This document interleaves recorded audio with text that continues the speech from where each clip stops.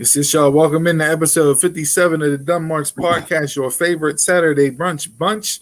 The four-man booth, the best four-man booth in the business, is now a triple threat today because one of the Dumb Marks continues to duck me after the week that was. Jason, you don't show up for Raw. You don't tweet along as the watch along. You don't say nothing all week. And we get on here to bury you because WWE, how bad WWE was, which we'll get into in Bell to Bell. You're not here and you're blaming it on your nephew's birthday bash. First off, happy birthday to your nephew. Okay, I don't know how old he is, but happy birthday to him. Second off, nobody has a birthday party at 11 a.m. Okay, that's number one. All right, and two, the birthday party don't last for 12 hours. So you're not going from 11 a.m. to 11 p.m.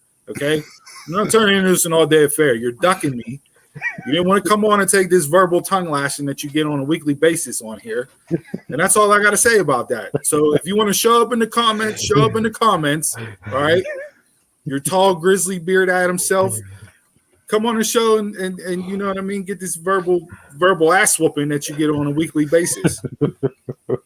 With that being said, I've been up since 6:30 this morning. I got 4 loads of laundry done. I'm on my 3rd cup of coffee. I've vacuumed, I've dusted, I've mopped. Some bitch is ready to go today, boys. So you better be ready. Fired up. The honey-do list all done? Honey-do list is done for the most part. We got some other stuff to take care of. But, yeah, man, what's good? Everybody good? Shitty, crappy morning in Pittsburgh. After a week full of beautiful 80-degree weather in October. Global warming's not real, right? Yeah, world's coming to an end. It's going to be 75, 80 degrees all next week, too. But, yeah, no, we won't talk about that. That's not what this show is designated for. Well, the heat wave Thanksgiving. Yeah, literally, ECW heat wave used to take place in July. I think they moved that pay-per-view to November now because, man, it was like, yeah. So, but everybody's good. Week was good. Ready to go? Yeah, for the most part. Yeah. We did kick off this week. Monday night, me and Chris did a live stream watch along. We'll get into that, talk about our experience for that and Bell to Bell. But yeah, so let's hop into the main shits and giggles here in the intro. The topics that we normally like to cover here: TV, sports, or TV, movies, entertainment, snacks, smash or trash. Everybody seemed to like smash or trash from last week, so I think that was a hit. We'll run a lot more snacks through that too. Yeah, we'll run through that at the end of the intro this week as well. So all you chubby kids out there can play along with us as we, like Mike Epps said in Friday, little baby D got all the snacks. Snacks that ain't even out yet. She got. Well, you want snacks that ain't out yet, or snacks that are just hitting the market? And you're a chubby kid for life. Come over here, and the fat kids will give you with the smash and with the trash. And then hopefully we'll find them over the next few weeks as they come out, and maybe we can give them a try on the show too, and let you know if it's worth picking up or not. We'll get Jason to do a live taste testing. That'll be good. Yeah. He'll like everything. He'll be like the kid Mikey cereal. Mikey likes it. Of course, Jason likes it. He'll just put peach over everything, and that'll be the end of it. Like, if it's got sugar, he's happy. Yeah, hold on. I'm gonna mute myself for a second. How was your week? Oh, it was good. Yep. Just glad it's the weekend. We'll just say that. So I had to drop my car off last night this morning for oil change and tire rotation and some usual stuff. Well, they just called and said that my car is done and I got to pick it up by 2. So not to rush through this podcast, but if we go the normal 2 hours here, they might be cutting it close for me to get out to get my ride. So, all right. So we're doing Dumb Marks on the road. Don't off in the car. Go drop Steve off for his car. Just do it in the car. You've seen carpool karaoke. We'll just do carpool potting. Right. The only thing I had for movies and TV this week, Transformers: Rise of the Beast. First look revealed the Autobots and Terrorcons. So, looks dope. Like I said, I'm excited for it, but I'm a Transformers dude, and you know what I mean? Like, hopefully they get away. They're supposed to be getting away from all the Michael Bay bullshit that he did towards the end of the Transformers run, but just completely ruined it. and just made them unwatchable. So this looks really good. The images that came out, the Autobots, they look dope. So yeah, I'm looking forward to it. Has there been anything since Mark Wahlberg's movie? They just had the Bumblebee movie. I didn't watch that. I didn't watch it. Bumblebee was the best one. Really? Yeah, Bumblebee was amazing. Like, it was good. Wahlberg's movies, the two that he did, I didn't mind them. They were okay. Yeah, there was two. Yeah, there was two. Oh, okay, I didn't. I saw his first one, and I really wasn't crazy about that. I didn't watch the last one, the last night. I didn't watch that. Yeah, I didn't like his first one. I like him, but I just didn't like the movie. So this story, Rise of the Beast, it's set in 1994. It'll follow an archaeologist couple from Brooklyn who wind up in the middle of a conflict between three different factions of Transformers: the Maximals, the Predacons, and the Terracons. So Anthony Ramos and Dominic Fishback star, with Peter Cullen voicing Optimus Prime. So I'm looking forward to that. Is that the normal? Check out the images as you will. I can go ahead and share that on our Facebook later on. If you guys want to head over there and check it out. But looking forward to that. The only other thing I saw with movie wise was the Resident Evil trailer came out this week also too. Welcome to Raccoon City, and it looks pretty good. Looks a lot better than those other ones that came out. I know you'll check that out, Donald. Yeah, it looks like they're blending the first and second game together, which is a cool concept because in the video games, the first and second game happened like 3 days apart, I believe. Okay. It is. Speaking of that, video game wise, the Nintendo Switch OLED came out yesterday, and we only had 2 in our store, and there was a lot of people lined up for it, which is odd because we are selling the Nintendo in stores, but not the PS5 or the Series X's. Even though the OLED is like just a rebrand, like a refresher Switch, it's still considered a quote unquote new system. So a lot of people were mad about that. Like, oh, how could you sell this in store, but you can't sell this in store? It was like, that's not for me to answer, My initial guess would be, I guess the Nintendo would be more geared towards kids, and kids aren't going to buy it online. Maybe. It's not as hot of a market for resale as with the bots picking up Xboxes and PS5s. Like, you know what I mean? Like, people aren't gonna pay double and triple the price for a Nintendo like they did with the PS5 and the Xbox. But especially since it's just like a screen resolution like upgrade, man. It's not a brand new system, so like there's no reason to buy it to vulture it up and try to make double the profit on it like they did with the other systems. That's what people do now, though. They try to make money off of everything.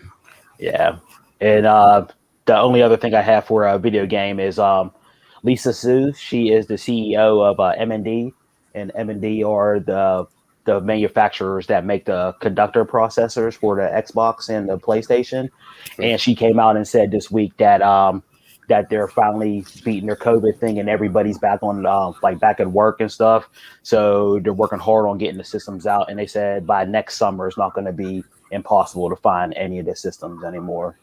So they're revving their engines up, and by the beginning of next summer, everything should be in stores. And that was the general consensus with a lot of things, right? Like 2 years after the fact, we should be relegatedly back to normal as far as that goes. I mean, supply chains are still down and screwed up in every industry. It's not just, technology, but it's across the board, and you can see that in the price hike and everything. It ain't got nothing to do but with the simple fact that, the demand's high. So, price is going to go up and it's a shortage. So, your basic economics 101 there. Even in my industry, like they're really even trying to say that next year, 2022, will be like a catch-up year, and then they're expecting things to somewhat get back to normal in 2023. So we'll see. That sounds about right. It does. Yeah. So, all right, that's all you got for gaming this week? That's it. Chris, you got anything on your end from TV entertainment wise, or we gonna jump straight into smash or trash on the snacks? I ain't got nothing on TV and movies, so if we could go right into Let's go. smash or trash. Smash or trash. Remember, it's fast-paced offense, high tempo, quick smash trash. Move on to the next one. All right, we're going to start off. The first two are going to be from Jason. We got Kellogg's Wendy's Frosty Chocolate Cereal. So it'll be like chocolate, like Kix balls with like marshmallows inside. Trash. If I want a Frosty, I'm gonna go to frickin' Wendy's for a Frosty. Pop-Tarts is coming out with Eggo Frosted Maple flavor. Trash. I might smash that. This is an interesting one. Fruit Stripe is coming out with gummy candy. Smash. Trash. Fruit Stripe is the worst gum ever. The flavor lasts for 3 seconds. That's what they have in here. It was the best, like 10 seconds, with the flavor. But after that, it was just, you had to pop another piece. So we'll see. But that's how fast you eat the candy anyway, so it don't matter. I mean, Fruit Stripe is like your first time, right? It's over in 10 seconds. Like, it just is what it is. It's Fruit Stripe. 2 different flavors coming out. Ruffles is coming out with a Flamin' Hot Cheddar and Sour Cream. Trash. I'm tired of Flamin' Hot stuff. And to go on with that, Doritos is coming out with Flamin' Hot Cool Ranch. Trash. Yeah, I might smash those. I like the spicy nachos, so I think that might go along with the same. Land O'Lakes, they're coming out with. I know one's a reissue. I don't know if the other one's new. Land O'Lakes is bringing out pumpkin pie spice butter again this year for the holidays. Trash. And they're also coming out with Maple Me Crazy maple butter.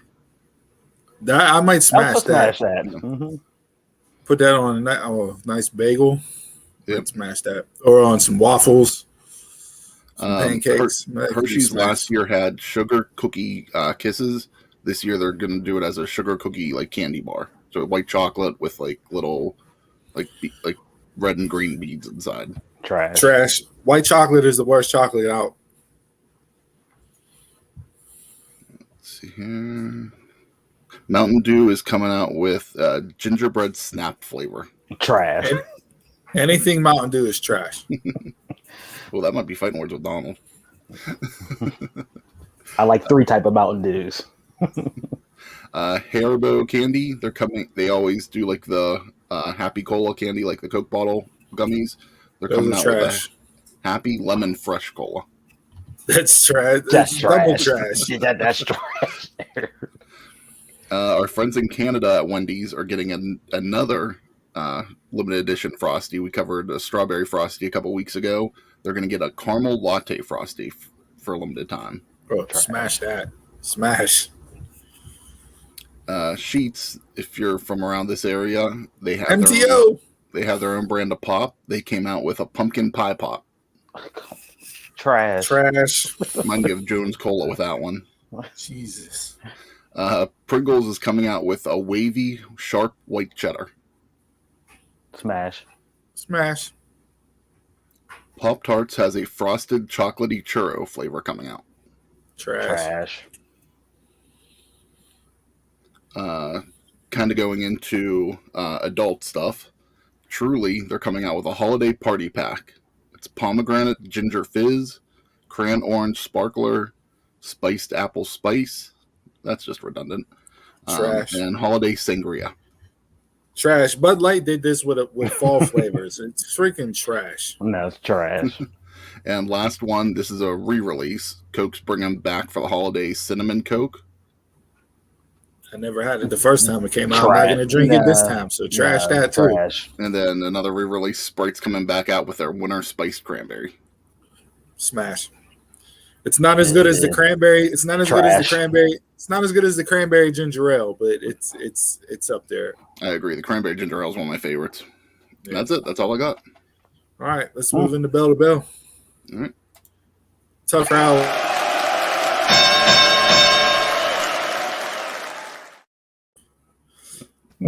Jason tuned in. I know, all late.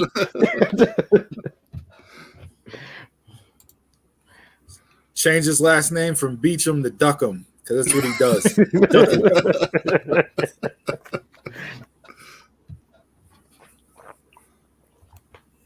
Bell to bell. Yep. Did the transition. Yep. Did the transition. Jason threw it off with a late comment and just completely effed up the flow of the show. That's all good. Hey, when we go to edit this post for the audio version, we can take out that long pause. You know what I mean? But for those of you chiming along, it is what it is. Got to deal with it there. Bell to bell this week. World of Pro Wrestling. So me and Chris did a watch along Monday night. Head over to YouTube for the video there. We literally watched all 3 hours of Raw, broke down the draft. Actually enjoyed the experience. It was good. We had people comment and watching along with us. Those of you that stuck with us through the whole show, we appreciate it. I enjoyed the process and enjoyed doing it. I didn't enjoy the show. It's just that, like, there were so many issues, like the way they formatted the show, the way they transitioned in and out of the breaks. It's just like WWE does. They do a fantastic job of killing their own audience, because that show just kills their audience, especially the live crowd. The live crowd is so dead because of the way they format the show and how they go in and out of breaks. It just completely kills the vibe that they have going in the audience. And it was evident multiple times during the show on Monday night.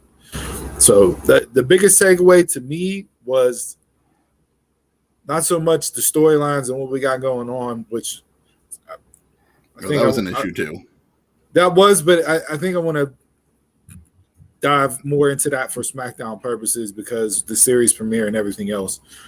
The thing for me with Raw was they don't help themselves with how they format and break the show. It kills the audience live, and it also makes me as a viewer at home, doesn't make me want to stay tuned in when they go to break or go to transitions. Like, you lose the audience based off of what they do in and out. So that was the biggest takeaway for me from Monday night. We can, if you want to listen in for draft picks and breakdown and, that information, head over there, watch the video, chime in and let us know what you think from that standpoint. I'm not going to deep dive into it because we covered it for 3 hours on Monday, but that was just my takeaway from doing the show on Monday.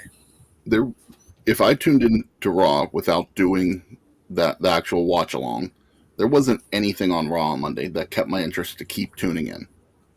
Like, if I tuned in at the beginning, by probably the first or second segment, I would have tuned into something else, because there was nothing interesting on the program at all. Yeah, that was the problem there. So, watch it. Check out the vid. Mm-hmm. Yeah, I just listened to the watch along. The next day I listened to you guys, but I didn't watch it. There's no point in watching it. I just can't do Raw anymore. I don't care who's on it. I just can't do it. No, I mean, it was good. There was good conversation, good banter back and forth, good comments. You know what I mean? We got into a lot of stuff covering 3 hours of Raw and went down some different avenues and that. So, like, all that was good and great. But just from a visual watching standpoint, like, 1 hour is tough, let alone 3 on a weekly basis. And, I put out the challenge to you guys that watch the show weekly to hit us up on social media and tell us why you watch the show, why you continue to watch the show for 3 hours every single week. I didn't get any results. I didn't hear feedback from anybody. So, if you guys are listening and feel free to do that again, because I'm very curious as to how the audience continues to tune in for that show on a weekly basis. Is your laundry done in the background? I hear some beeping going on. Yeah, that was my dryer going on. Yeah.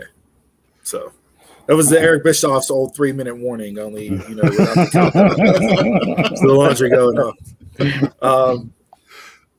So then let's how about, because I got bigger issues with Friday night, right? So let's cover NXT 2.0 real quick. Chris, we talked about Donald didn't watch it. Well, we talked about this on Monday night. We said that they don't need to do any type of special show, event, or takeover until next year. Yeah. Build it up, right? Build it up. What did they do on Tuesday? They announced Halloween Havoc. I did see that. So they're not. Was that Tuesday the 26th? They're not wasting any time, right? And they're going right into it. I saw with Braun Breaker and Ciampa. I did see that. So right off the bat, so you're really starting this whole thing, they're going to put the title on Breaker. I hope they don't. I hope they don't. To me, if this is early. going to be a true developmental brand, It's too early. I mean, that's what they're going to do. That's you'll get those guys as champions. Like that's how But they you did in need- the original NXT too. But you need veterans to bring them along. But that's not So the point of just- developmental. But when you have a TV show each and every single week, you got to be able to draw viewers in. If they just throw the belt on Breaker, like He only been on TV for what, like 4 weeks now? Or Yeah, something like like- that. Yeah. I think that's too Um, early. I do. I mean, Just for I know it's developmental, but just for Yeah. somebody new, like right off the bat. yeah, you can't. I mean, you literally you'd be doing a disservice to not only your audience by doing that, but you're also doing a disservice to the talent by doing that. Like you want to hotshot it. I get that you want to hotshot him and make him into a star, but having him just come on TV and 4 weeks later win the NXT title, that completely devalues the title. It completely devalues everything that title stood for over the last 6-7 years. Like, you're not doing anything to help the product overall by having him win the championship right away. So have him go out there, have him have a really strong match, do a couple false finishes, have Ciampa win. Ciampa gets up, shakes his hand, and lets him know, hey, you're the future, but I'm still here right now. Your time will come, but it's not this night. And then you can, run it back Build off of that. later on. Yeah, like you can get him over without having him go over. Oh, true. I think he's over right now. He is, but you can get him over even more Oh, yeah. Oh, there's room to grow. without putting the belt on him. I mean, he's only been like we've discussed this before too. He's only been training for what, not even 6 months. So like, there's room to grow. Like, but no, I think this whole 2.0 thing is the NXT's in the past. This isn't a continuation. This is a complete refresh. And But if I you think, unfortunately, I do think that, Ciampa is going to be just a transition champion. if you do that, there is no reason why any veteran is going to re-sign once their deal's up. Oh yeah, I don't see that happening anyways. That every veteran that's still there. Gargano is an example. Gargano was tweeting out cryptic messages and everything else. Like, Well, his deal's coming up. As far as I know, reading everything rumored innuendo-wise, they haven't even entered in the contract talks. So they may just let the veterans run out their deals and then see you bye. Like, and they're if not they going to want them, re-sign they'll probably anybody. try to push to get a main roster contract, not an NXT contract anymore. Yeah. I definitely can see that happening. The reason we liked And NXT is done. I mean, it's been evident the past few weeks with this refresh. It's gone and it's not coming back. And if you're an NXT talent after, what they've done to recent NXT call-ups, not counting the ones that came up in the draft, there's no reason why you would want to sign a main roster deal. No, absolutely not. So, yeah. But, so they're hotshotting that. They announced Halloween Havoc. They're setting up Swerve versus Escobar next week, which it's like Swerve's on SmackDown. He's still the North American champion. He's never defended the North American belt since he won it in June. Now that he's getting called up, you have the match with him and Escobar just for him to drop the title. So that's just A pointless stupid. reign. Yeah. Yeah. Jason brought up a question. Thoughts on Tony D'Angelo and his reaction? I didn't see it, but I heard that the reaction was good.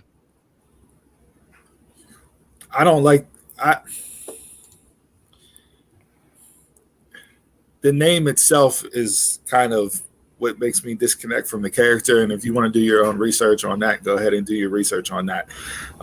It's kind of WWE being. Did I hear that he's waste management? Is that what they're being tone deaf with names from people that are actually named that have checkered pasts and have done some shoddy stuff. So, but yeah, I mean, we're going back to character, like actual characters.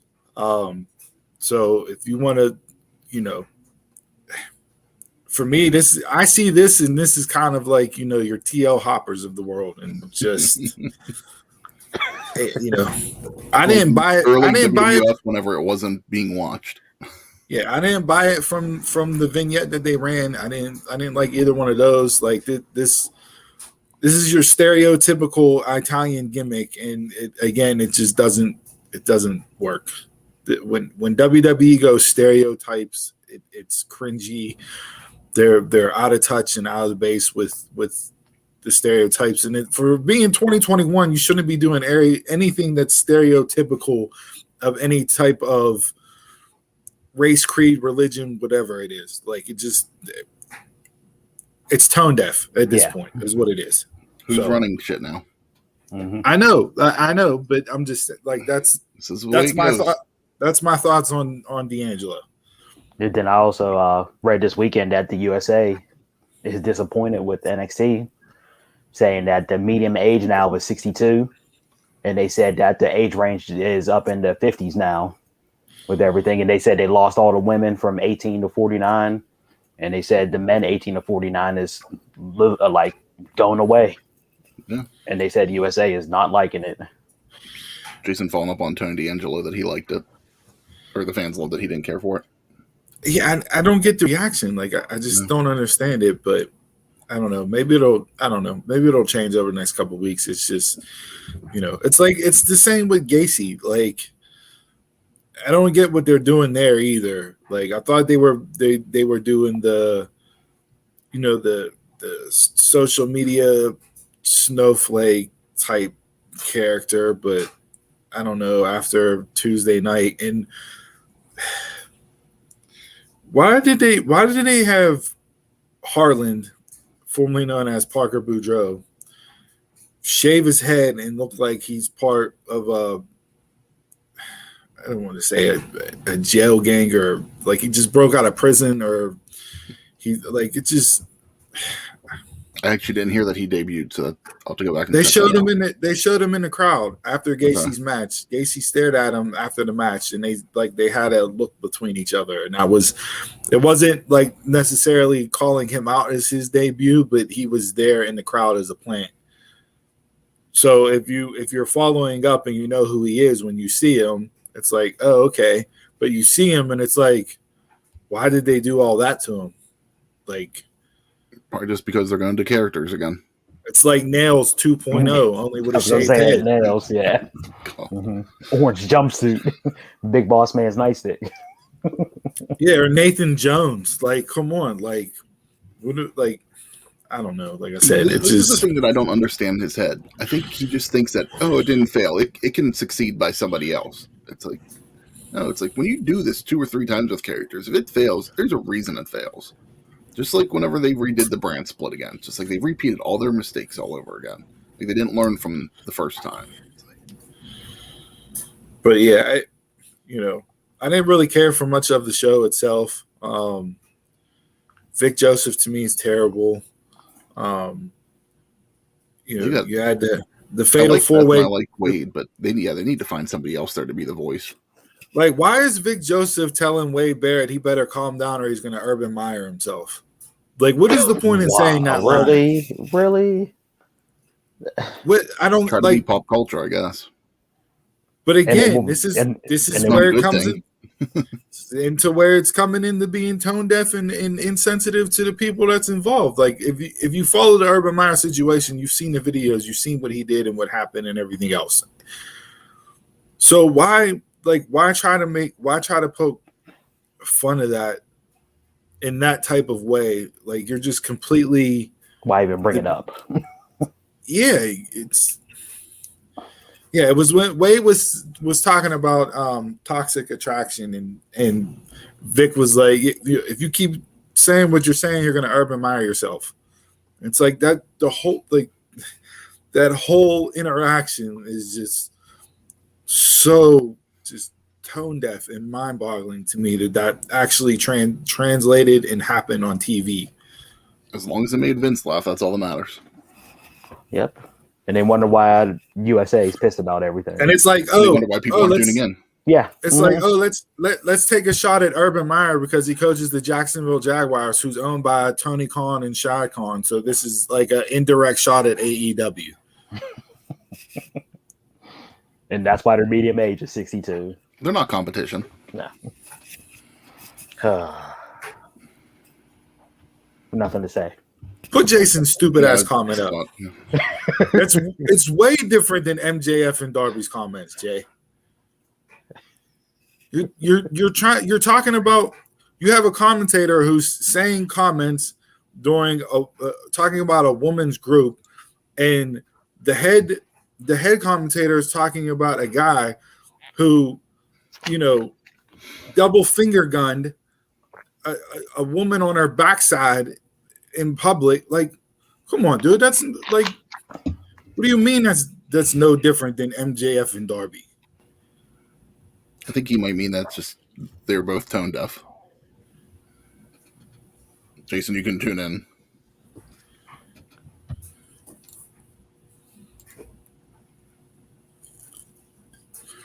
If you're referencing MJF's the school shooter line, I brought that up last week, and I asked if that was going too far. Like, we saw that was going too far. But it wasn't like a school shooting just happened and MJF goes out there and references Darby as being a school shooter.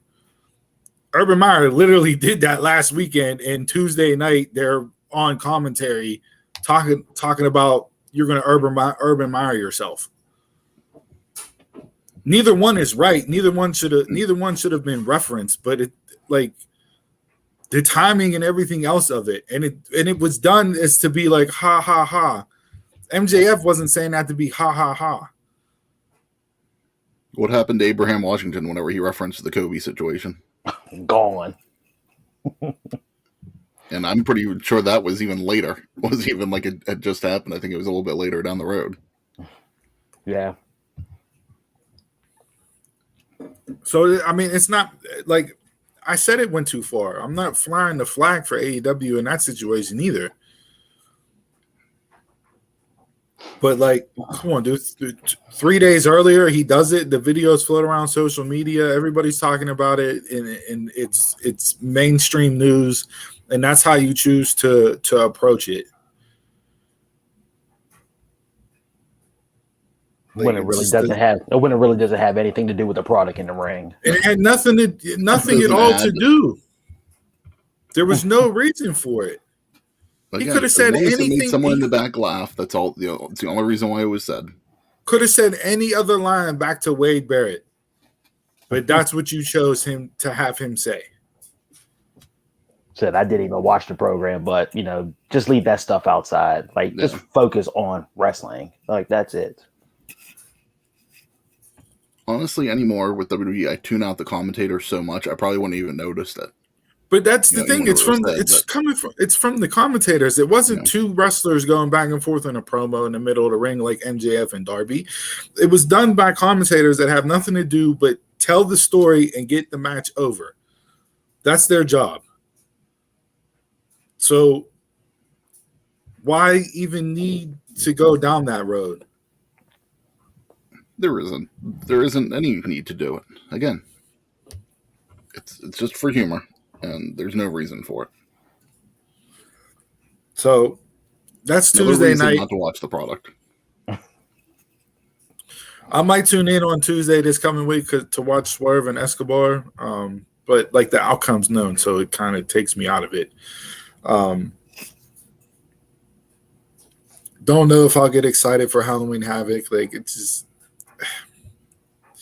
yeah. Those of us that were in love with NXT, we kind of saw the writing on the wall when all this happened, and I don't like the rebrand. To me, is not something that I think I'm going to tune in for on a weekly basis.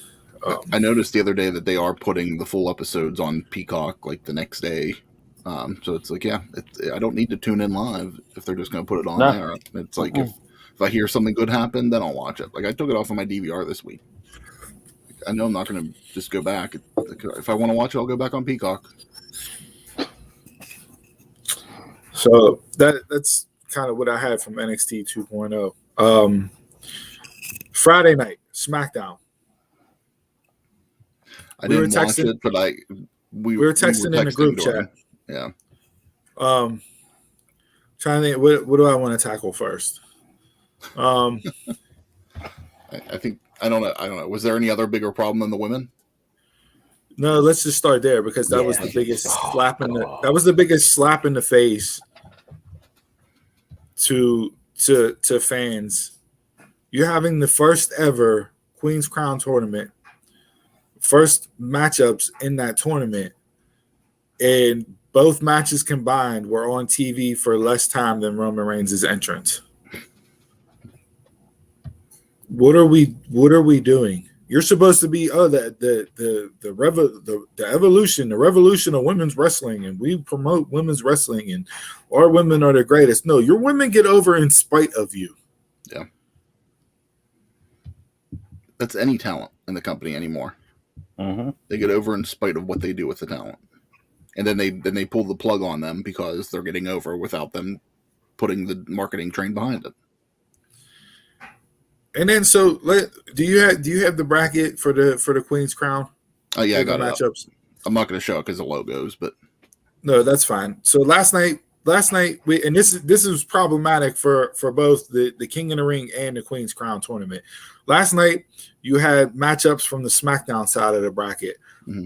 Matchups from the SmackDown side of the bracket involved Raw superstars versus SmackDown superstars, but they're not Raw superstars yet because the Raw superstars don't go over to Raw until the drafts formalize on October 22nd. But we had a draft last week based off of, who's going and switching brands.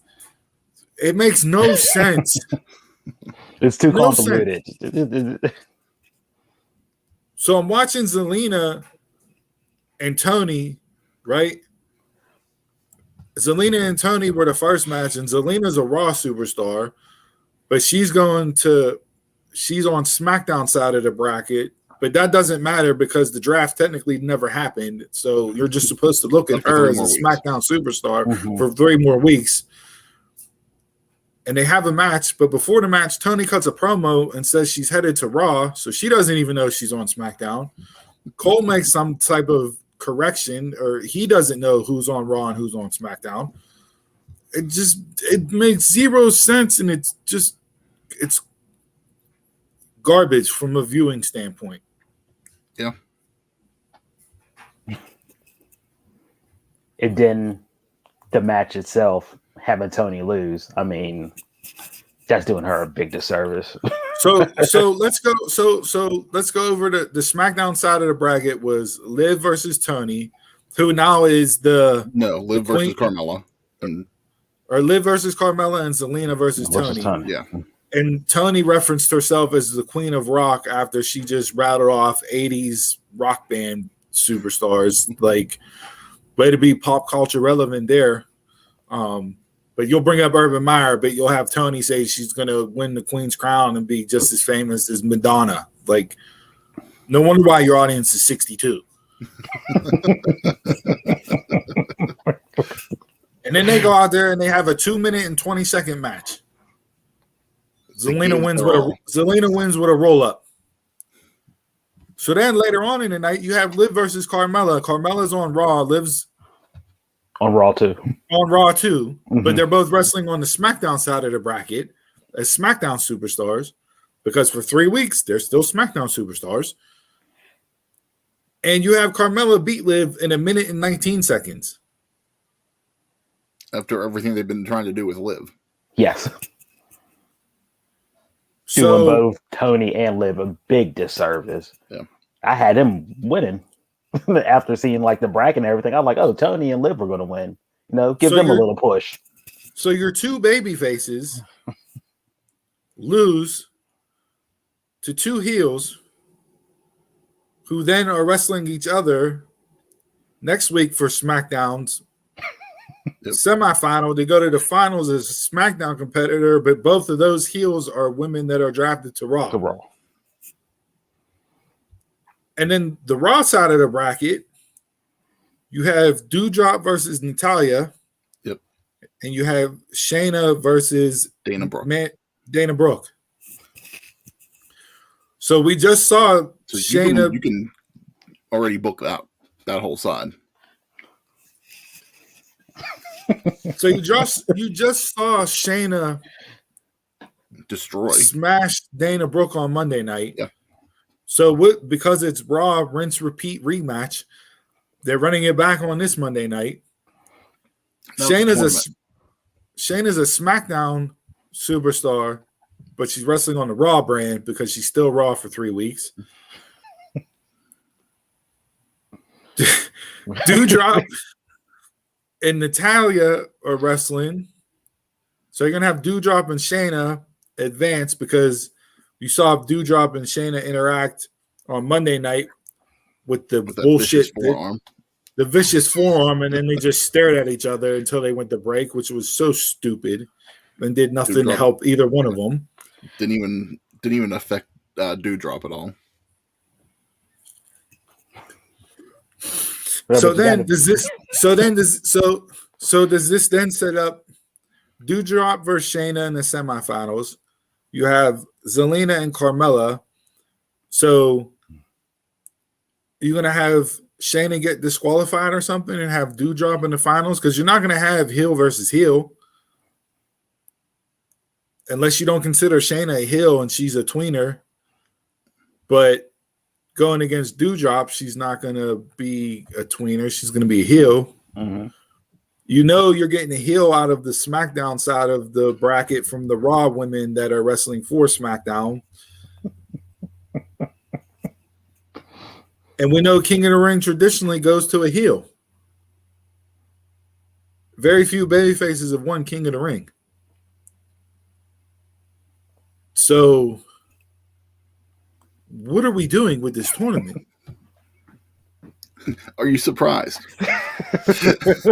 Because how much I've talked about this before. How many times have they messed up like the King of the Ring before? You know, they were hyping up the promotion the past couple of weeks with like big names, you know, for King of the Ring and the Queen's Crown. And you got jobbers for both sides, really. Like people that they're not doing anything with. Like you get like the elevated mid card at best. And it's supposed to be like a stepping, you know, like a platform. For the Queen's Crown, if you really wanted to make a big deal out of this, there's no reason Charlotte's not in this, seeing as she calls herself the Queen. Like, it's fit. I mean, you got Shayna as the Queen of Spades, so, I mean, it makes sense for her to be in this tournament. And I think, for me, I think Shayna's going all the way to win it, but at least that's what I would like to see. Steve just did an algebraic equation. He's just explaining all that stuff. But that's what you're asking your fans to do, to figure out when watching this tournament unfold. But again, we're not the audience anymore. The kids aren't figuring this stuff out. They're just watching it, and I think that's all they want. They don't care what they put out for the kids. So you're gonna have eight. Your demographics 8 to 10-year-olds and 65 plus, or 55 plus. We'll go 55 plus. Yeah. So you have elementary and you have AARP, because everybody else in the middle there is not watching. Unless you're Jason and you tune in every week and you love this shit, brother, because it's just wrestling for wrestling, brother. He's not watching it for stories anyway. So. And he didn't watch it Monday night. The line sack of you don't watch the show every week, Jay. Don't pull that shit off no more. You gave one comment at 8:08 and then you logged off for the rest of the night. Don't tell me you watch Raw every week. That's why he's not on here, because we called him on his shit this week. We watched. He didn't. You better come on here wearing a Mighty Duck shirt next week, because you're ducking me. Oh God, I hate this guy. I hate WWE. I hate him. Absolutely hate him. This is what you're causing me to do as a fan.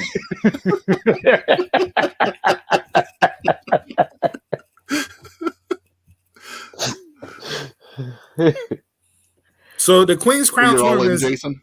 The Queen's Crown tournament is irrelevant already. After one night, it's irrelevant. It means nothing. It is. And if Shayna doesn't win, it's even more irrelevant. Yeah. So then let's go over to the men's side. Let's go over to the King of the Ring tournament. Who do you guys think is going to win the women's tournament? Before we go, who do I think is going to win? Yeah. Honestly, the way I see it shaping up right now, I think it'll be Carmella. Okay. It'll be Carmella versus Doudrop. Shayna will get disqualified somehow, and Carmella will win. I'm saying Doudrop.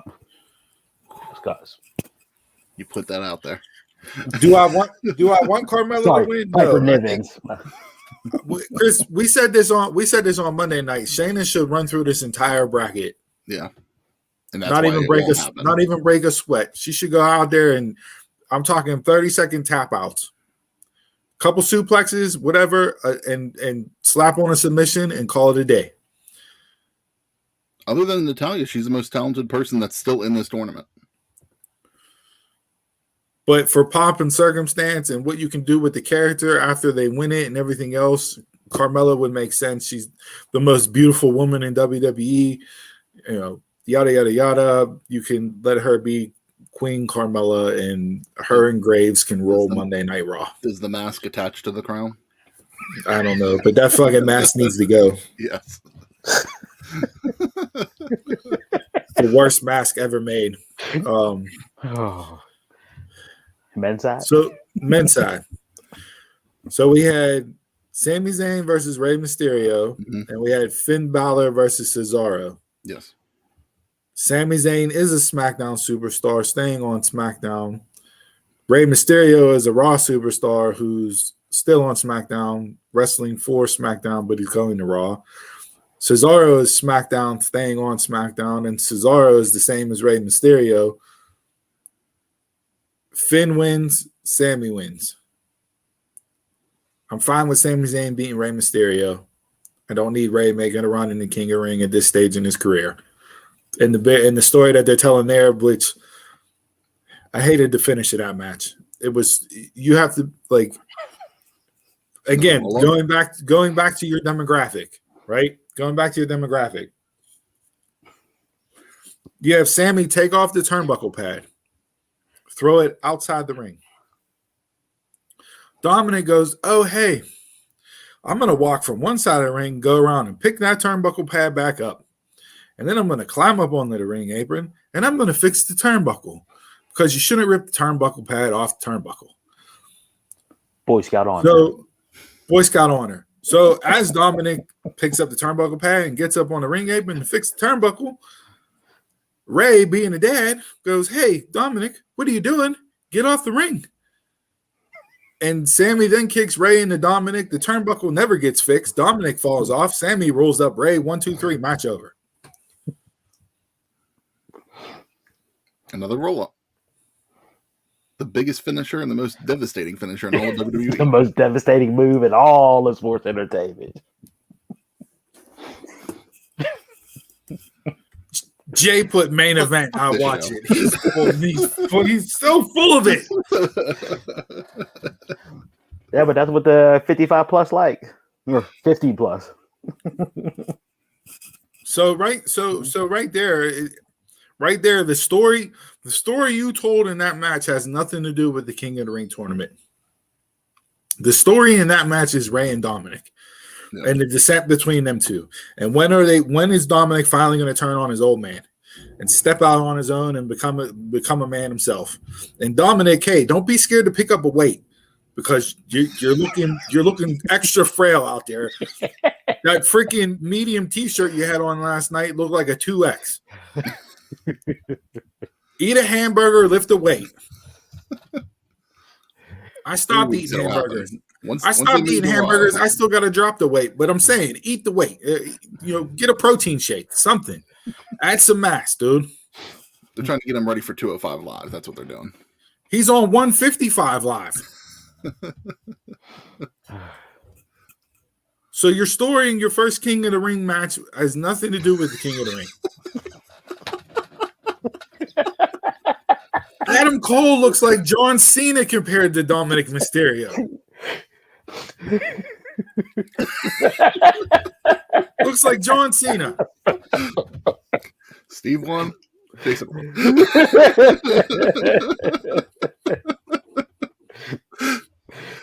Oh, keyboard tough guy can type it on a keyboard, but he can't get. Absolutely does. That's why we're not a kid show, Donald.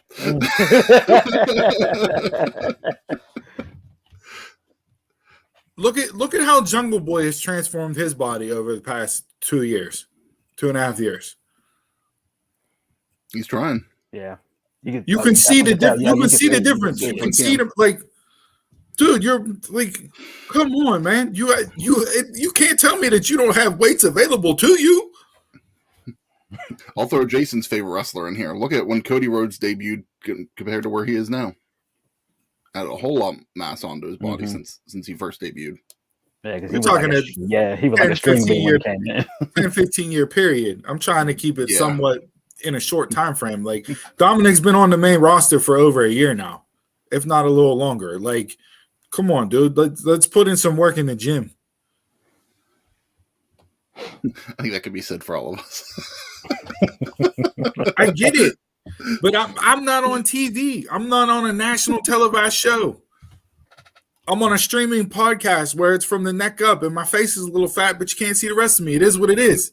To quote Mighty Ducks again, I have a podcast body. So that match was irrelevant. Storyline irrelevant. It had nothing to do with King of the Ring. So then let's go on to Finn and Cesaro. I enjoyed the match, but again, it's like you already took me out of the tournament. So did I care who won? No. You had babyface versus babyface. It didn't do anything for me. You took me out of the tournament based off of the story you told in the first match, because the story you told in the first match had nothing to do with the tournament. Do they care about heel versus babyface at all? At all? I mean, I know that's how they, got us into wrestling, and that was the story they tried to tell for years. That had to be heel versus babyface, but it just doesn't. Yeah, because babyface was still alive. They care about it whenever it fits their needs. This was just thrown together. Hey, we got 3 weeks until these rosters finalize and people shift. What can we do? Oh, let's throw a King in the Ring tournament and a Queen's Crown tournament for the people that aren't involved in any storylines. Yeah, it's a tournament, Jason, but I mean, you still have to have story to tell the tournament. There should still be something to tell to get to that. There's storylines in March Madness every single year, and it's a damn tournament, Jay. Why can't you do that with King of the Ring? AEW is getting ready to run a TBS tournament for the women's division. And they've already started setting up the stories for that. So why can't WWE do that? And the other side of the bracket is what? You have Kofi versus Jinder. You have Kofi versus Jinder.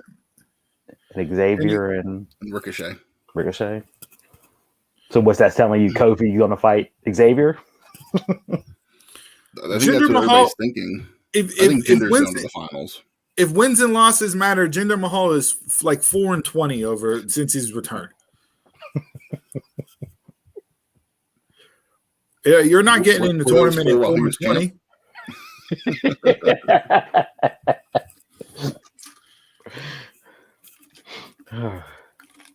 So again, there on that side of the bracket, you have 3 Raw superstars wrestling, or 3 SmackDown superstars wrestling for Raw brand because they're on the Raw brand now. Actually, all 4 of those motherfuckers are moving over to SmackDown, but they're all on the Raw side of the bracket.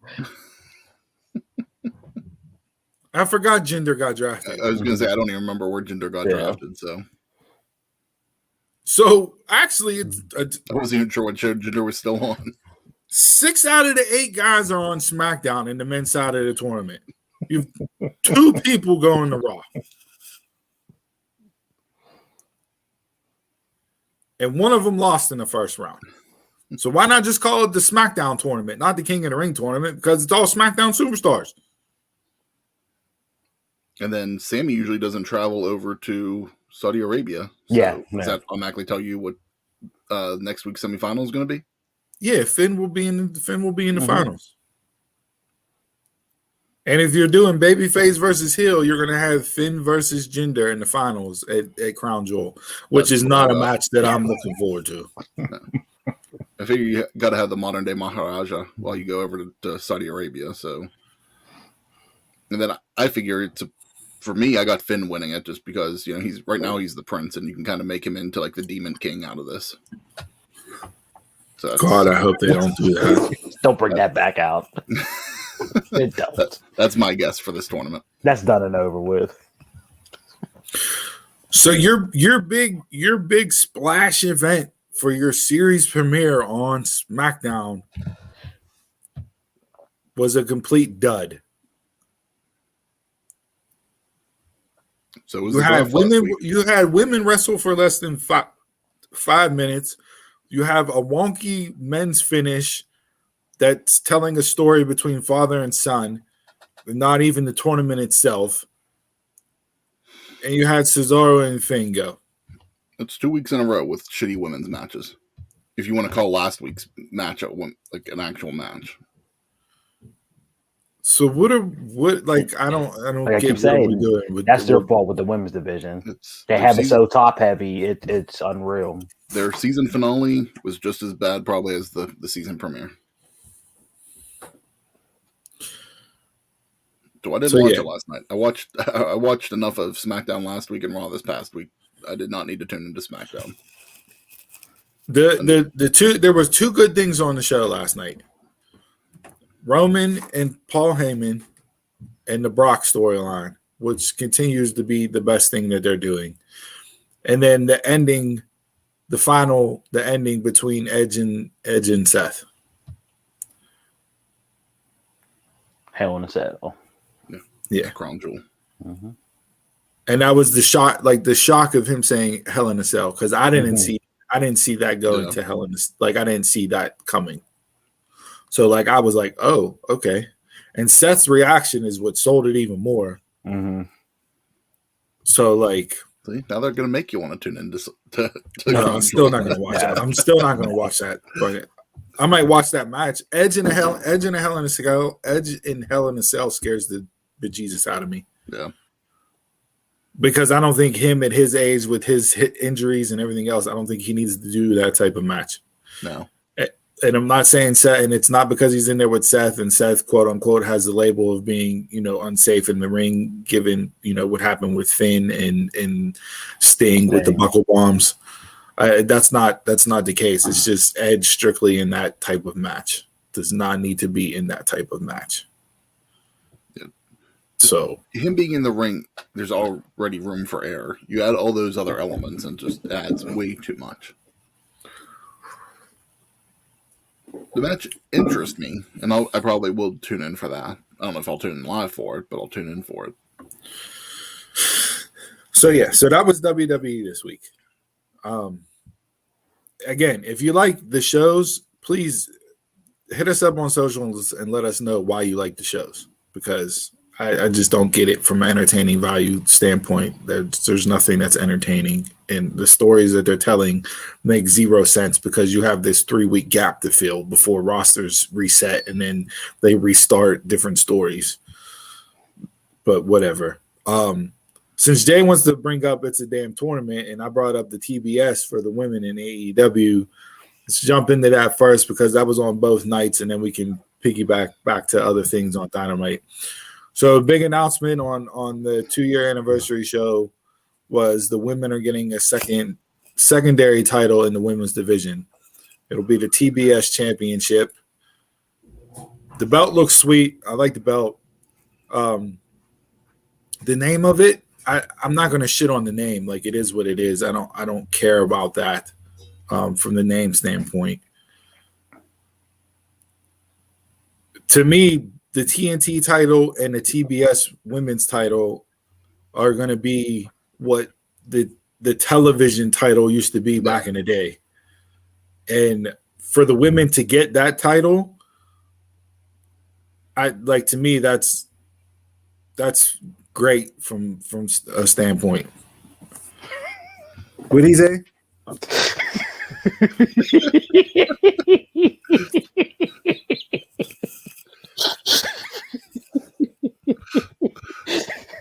So the women getting a secondary title that's not something that should be praised on, Jay, but you'll praise WWE for having a Queen's Crown tournament when the women wrestle for less than 5 minutes between two matches. That's something that's supposed to be praised. How can I shit on an announcement? I'm talking about an announcement for a secondary belt in the women's division. In a growing women's division. Yeah. Like they are laying their foundation out good. I'm questioning still if this is too early for the title, but I think there's enough, even if they use the belt on Dark and Elevation, I think that'll help it out as well.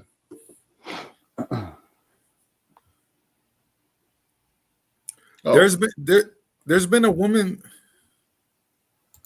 I agree that I don't need another belt, but there's not 6 belts in one division. There's 2 belts. It's the same thing with the tag title, in WWE. I didn't need the tag title because I knew what they were going to do with it. They weren't going to do anything with it. Yeah, I knew that they weren't going to do anything with it, and that's why I didn't need it in the first place. So, well, what is AEW? What is AEW done to say that they're not going to do anything with this TBS title for the women? When if you look up, the only thing I'm thinking of with this is that right now the long-term story, at least for right now, is that Britt's going to have this belt. So this is a chance for more women to get a little bit more notoriety, at least at the beginning. Whoever they decide to put this belt on, and then we'll see how it develops. But you can argue at times the TNT title was more of a force and a factor than the AEW title was. Yeah, we'll see if the women can do that too. And look what the TNT title has done to people. It made Darby a star. Brody's run was I think Darby was already a star. He didn't need the belt, but it cemented him as a star. Miro, I think that was good for him because it gave him the notoriety that, hey, he is here, he is dominating. Mm-hmm. And it set the whole Rusev thing off too. Yeah. And now you got it on Sammy, who again was already a star, but now you have him win that belt, and it's going to cement him as being one of the pillars, as MJF brought up. That will build him up more for the future of your company. Yeah. So the way that title's been booked since they brought it out has been, I don't think you could book it better.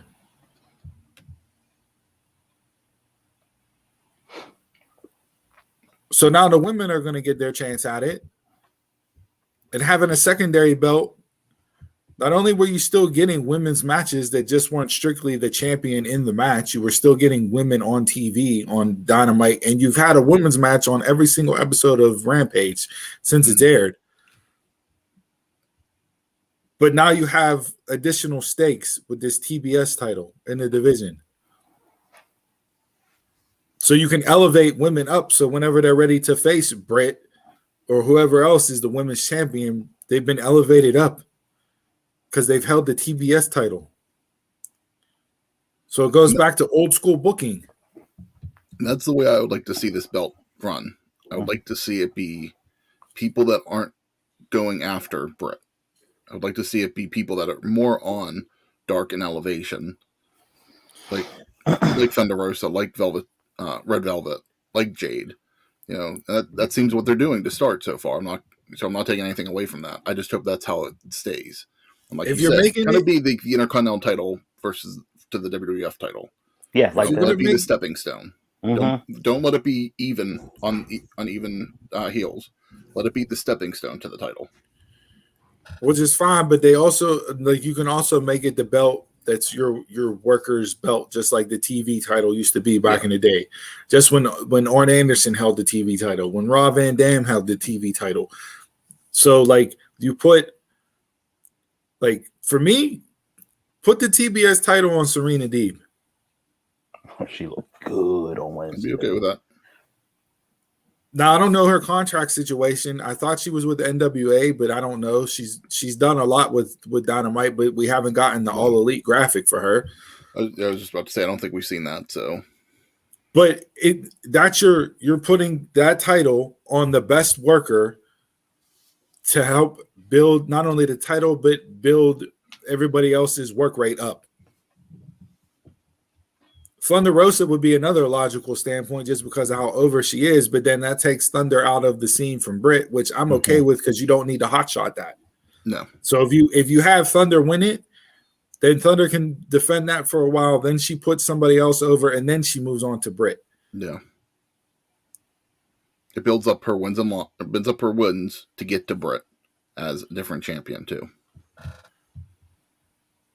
And Jay wants to talk about not, telling stories and everything else, but they've already laid stories for the people that are in the tournament that they've announced so far. You've been telling this or Thunder Rosa and Jay, you've already started telling that 2 weeks ago.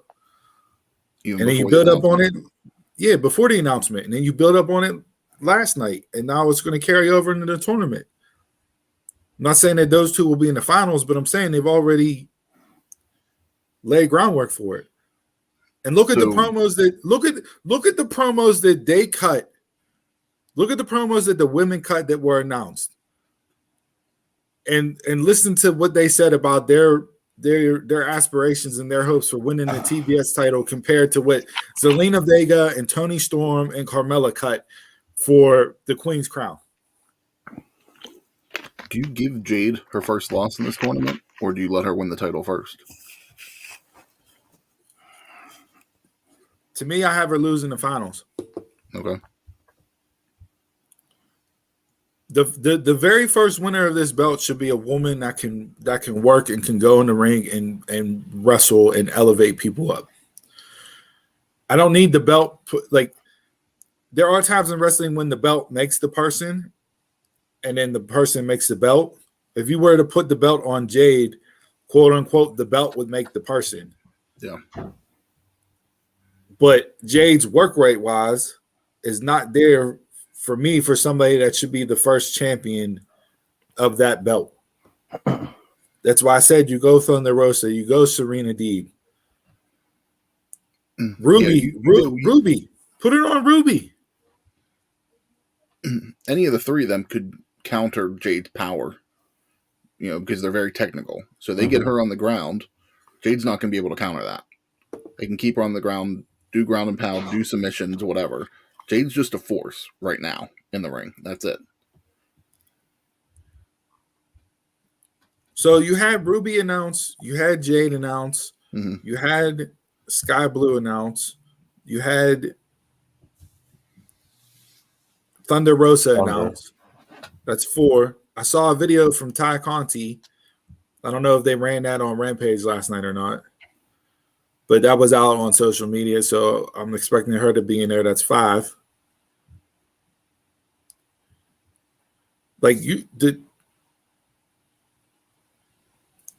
Any one of those, Sky Blue to me is not going to win the belt, but out of those 5 right there, but out of those 5 right there, you could see any one of those 5 winning it. Yeah. But I think your front runners should be Thunder Rosa, Serena Deeb, Ruby, and Ruby are your 3 front runners. And I don't know if Serena's going to get put into it.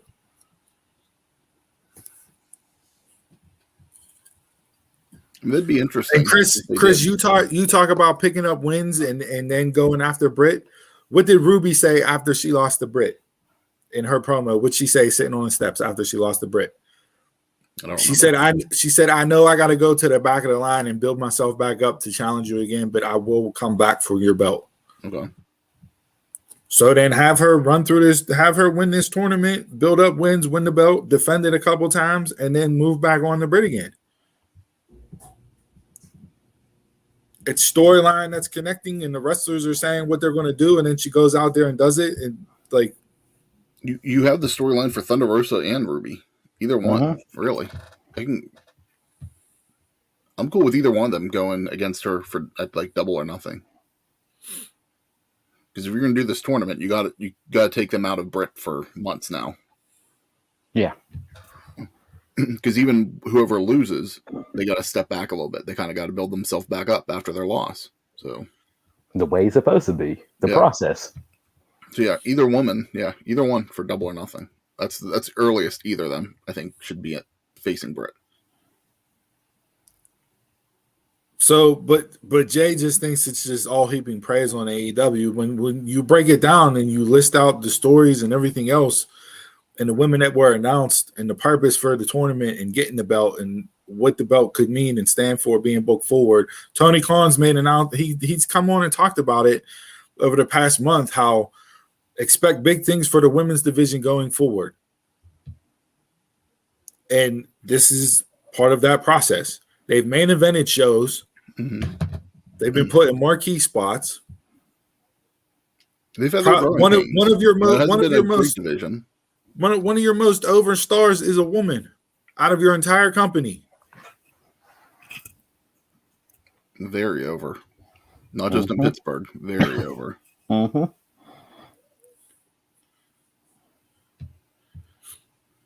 So, people say AEW women's division this, AEW women's division that. We laid this out a couple of weeks ago when we started listing off the names and everything else. And then once you take that list of names and then you factor in the booking that they've been doing, it's building. It's building good. It's better than what WWE's done. Again, they've had their growing pains. They've had some short matches too. You know, they've had some throwaway stuff, but they're trying with it. I mean, but you also have a women's division in WWE that's been around for how many more years? A lot more. So you weren't going to get AEW women's division to be comparable to WWE's women's division on day one. No, and it shouldn't have been. Right? And it shouldn't have been. But people online were bashing AEW for their women's division. It's like you can't have it. It's not going to be equal day one. Yeah. The scales are going to be tilted. It's going to take time for them to work their way up and build stars and get people over and everything else. And what have they done since day one? They've built people and got people over. It's kind of what we talked about with MLW with their pending women's division. It's like they found the chemistry with each other. So again, you go back and it's like the knock on AEW and their women's division, they've, over the course of them being around, have done exactly what they needed to do. And we rattled off the names. We rattled Britt, Thunder, Serena. We talked Sheeta. We talked Statlander. Like Rio. Like you start running these names off, and it's like they're deep. Ruby coming in now. Like, will they get to the point where they'll have 4 people as over as the 4 horsewomen with Charlotte, Becky, Sasha, and Bayley? Potentially. I'm not going to sit here and say no, but I'm not also going to sit here and say yeah. Like, there's a lot that can happen. Is Britt on that level now? She's a pillar. She's there.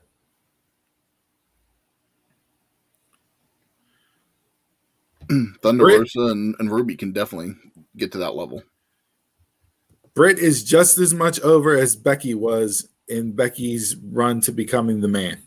Yeah. Yeah. Becky did it by getting punched in the face by Nyla inadvertently, accidentally, and Britt did it by getting injured.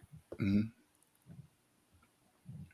We said before, that injury was the best thing to happen to her. Yes, it got her on the mic every week to build her up.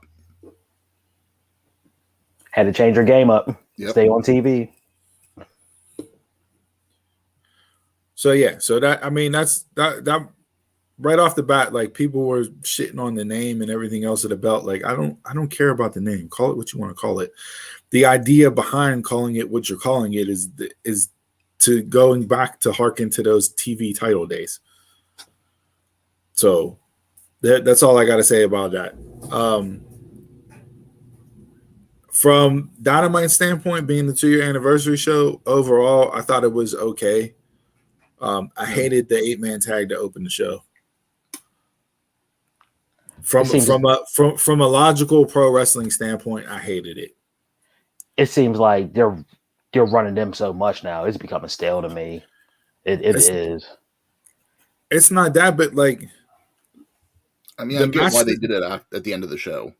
It made sense why they put what they put on the end. No, I don't care about that. I'm talking about the 8-man to open the show. I didn't like it at all because from a logical pro wrestling standpoint, it made no sense. All you make that match make sense by saying one thing. It's a tornado tag match. That's all you had to say. Because you went into it saying it was a legitimate 8-man tag team match. And nothing about that match was legitimate from a tag team wrestling standpoint. And JR was calling it out during the match. Yeah. Yeah, hell, he called it out during the finish. Yeah. 4 men in the ring at once. How does that happen? You make your referee look just dumb as bricks. And Rick Knox takes a lot of shit anyways because of the way he gets shown in the ring. But you just make him irrelevant. Like, to me, it was just... He was there for the count. That was it. And that's not the match that it was supposed to be. Cutler it was a traditional 8-man tag team match. Tazal with the laptop or whatever, just like it. I haven't heard any update on Christian at all the past couple of days. I didn't like that. I think that was this way, writing him off TV for a little while, and then he's going to drop the belt on Impact at Bound for Glory.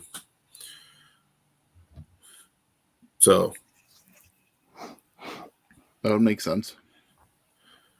Yeah. So yeah, I didn't like that.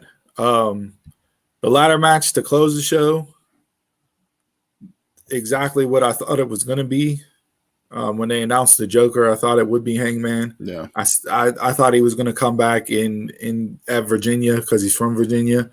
But story wise, this makes sense because it gets around what they told. Mm-hmm. As far as, hey, you lost to me, you can't challenge for the belt, yada yada yada. I won the chip. I'm cashing in. Put them right back up. Yep, put them right back in. Right back again. So then you have Hangman versus Omega at Full Gear, and you have Hangman win. You still get the ending that you wanted, and that'll be Omega's short, almost a year-long run. Yeah, I'm okay with that. Yeah. That's what I expected. I didn't like last night them announcing that this week they're doing another eliminator for the AEW World Title. You just had Hangman win a title shot. What are you? But that was more like Money in the Bank. So, you know what I mean? Yeah, but if he's getting a title shot and didn't announce yet when he's getting the title shot, we guess that it's going to happen at Full Gear. Why are you going into another tournament to crown? Like, why don't wait till after Full Gear and then start that tournament? You just got a guy that's the new number one contender. Like, you're going to do another number one contender match. Well, I don't know if he's the number one contender. He just gets a shot at the title whenever he wants. He's not technically the number one contender. I mean, if you're building up with him, it's two people at the same time. And they'll probably finish it at Full Gear, so it's like he'll have the match, then you'll get the one. But it's like you could build up the tournament after Full Gear to build up to Revolution. Yeah, so, but yeah, it was what it was there with that. So, that was Dynamite. My big takeaways were the opening and the closing as far as the matches go. Yeah. Again, I liked what Arn and Cody did. To me, it's still the most fascinating thing on what they're going to do with it. I can't get a feel. I can't. I don't have a feel for yet, like, to put my finger on a direction that they're going with it, which is good because it's not being blatantly obvious. Hey, this is how it's going to be told and where they're going to run with it. I didn't like this segment this week. It did nothing for me, but I'm interested to seeing where they go with the thing overall. So and again, this is like, how much do you watch and how much do you listen to, right? Like, it's that tied into Arn burning the suits and the ties and everything is going back to his comments that he made on Busted Open, about Cody being too Hollywood and not being high on the hog. To me, it's equivalent to like Rocky 3, right? Yes. Rocky gets all the money, gets all the riches and everything else, right? Is beating cupcakes, everything else, high on the hog, living life, best of life. You know what I mean? Malachi is Mr. T. He's that hungry, training in the gutter in the basement with broken pipes and everything else, Clubber Lang. eating spam and he's that, and he's coming and took Cody out. And now it's the building process. Hey, like you're too Hollywood, you're too rich, you're too high on the hog. You don't have that killer drive, you don't have that eye of the tiger. And this is on the symbolism of burning the suits and the ties. Is hey, you like get over yourself. Get over it. You're a pro wrestler. Focus on wrestling, damn it. Just like Rocky, you're a fighter. Focus on fighting. Too busy doing press conferences and movies and commercials and TV shows and everything else. Like that's the vibe that I'm getting from this story. It's like the Rocky 3, the comeback, the build up, the teardown, like all of it right now. So yeah, like if you're watching that segment and you just see Arn in his backyard burning shit, you're like, well, this makes no fucking sense. But if you listen to Arn's comments and everything else and the interviews he's done and how he's talked about it and all that, like it's the symbolism behind the burning of the suits and everything else. That's what it is. Feels like Marvel. It all connects.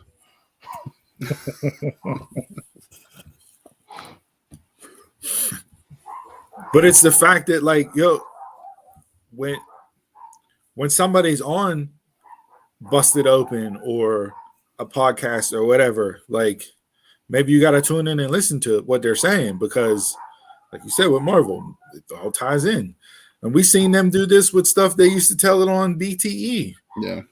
And it would get carried over. I don't got the time to listen to everybody on a podcast to watch all the vlogs that are on right. now and everything. No, I get that. I understand that, right? But you know what I mean? Like, to me, that's what I got out of that segment. But I knew all of that because I listened to Busted Open Monday through Friday while I'm at work. Like, you know what I mean? So, like, I caught the interview, and it's like I got it. As soon as I saw what he was doing, I was like, oh, okay, like it's that continuation. But for you, like just watching it, yeah, it made no sense. It's just a guy in the backyard burning shit. Yeah. So, but yeah, I don't have nothing else from. This is where I said this before, like whenever we were talking about them adding other shows, I wish they had like some type of weekly, like even if they just put on YouTube, just do a weekly recap. Like if they're going to do all this shit on BTE, on Sammy's vlog, on Evil Uno's vlog, and everybody has a vlog on that show on YouTube. It's like continue the storyline, like with Dark and Elevation and everything. Just do a little recap. Like here's this week. If that's how they need to do this to explain the storylines. So, but yeah, that's all I have from AEW this week. I don't know if you guys got anything else. Nothing for AEW. All right, Thursday night, MLW premiered on Vice TV with Fightland. You had the 4-way match for their version of the Cruiserweight title. Tajiri won the belt, and it was a decent match. It's okay. I don't mind seeing Tajiri win that there.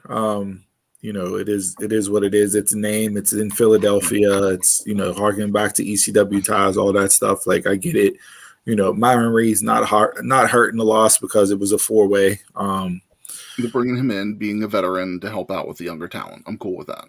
Right. The main event, Fatu and Hammerstone, was exactly what I thought it was going to be. Just a brutal slugfest between two big-ass men. To me, it went on a little longer than it should have. I was surprised that they gave them as much time as they did. Fatu doing a freaking standing moonsault off the guardrails, landing on his feet, was just mind-boggling to me. It's a 300-pound guy doing shit like that. It's insane. I liked it that they kept Contra out of it. You had Joseph Samuel get involved a little bit, but it didn't deter from the match. The right man won. I said the babyface was going to go over, and he did. So we have the first 2-belt champion in MLW history. We'll see where they go from there.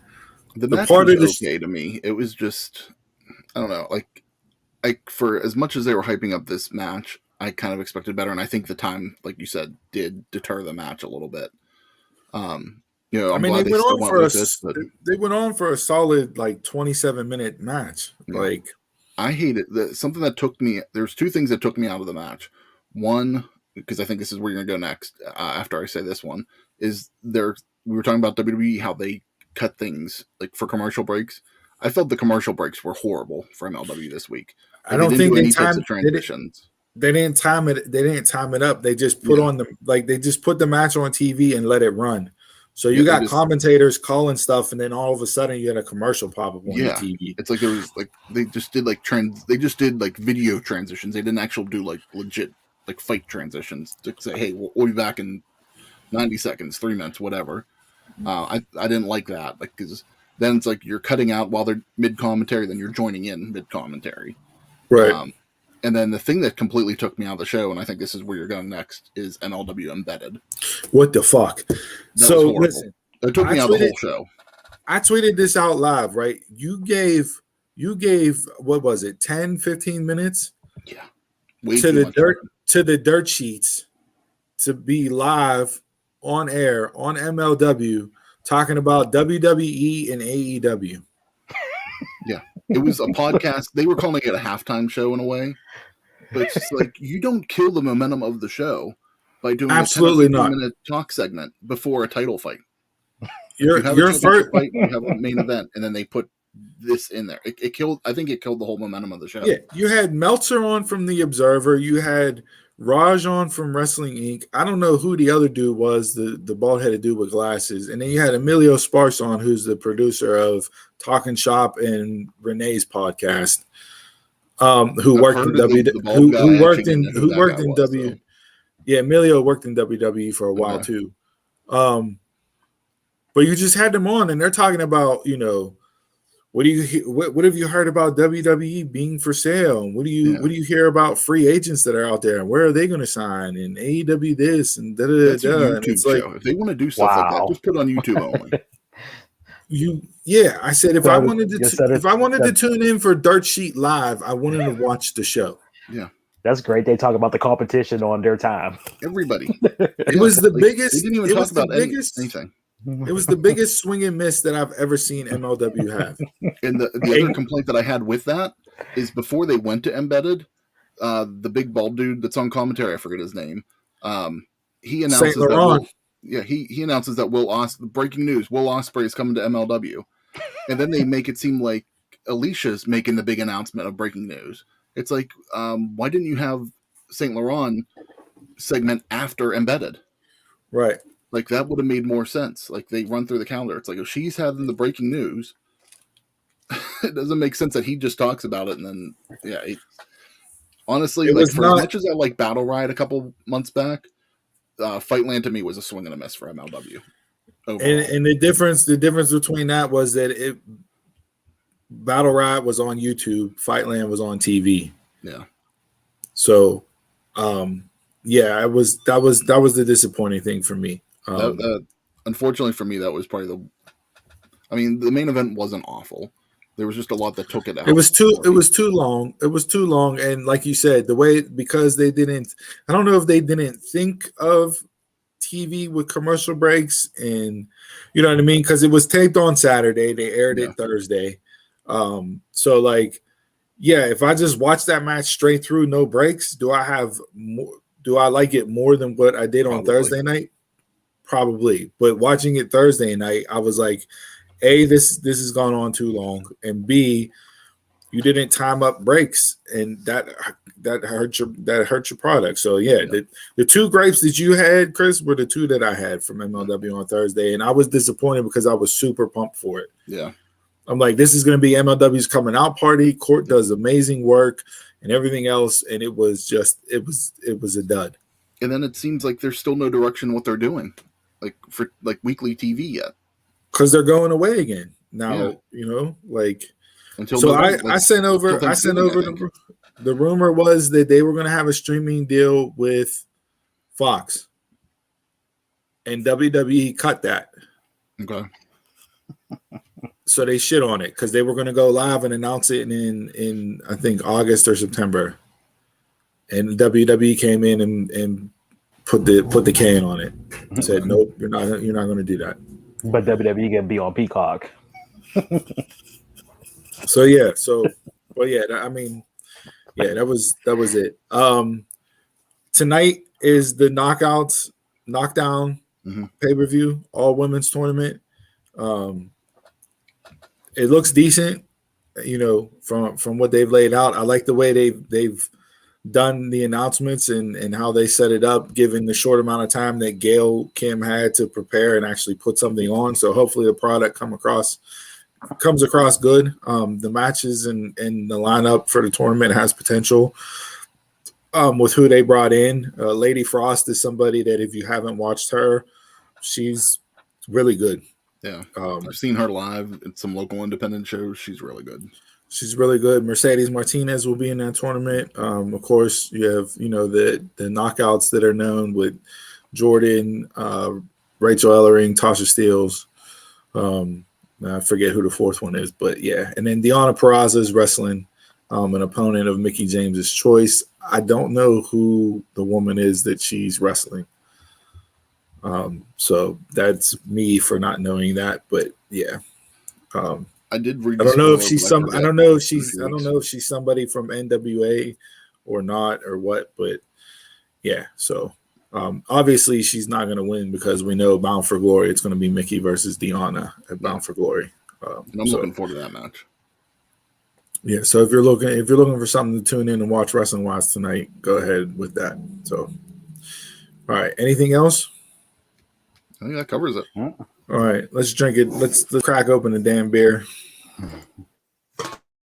Chug, chug, chug, chug, chug.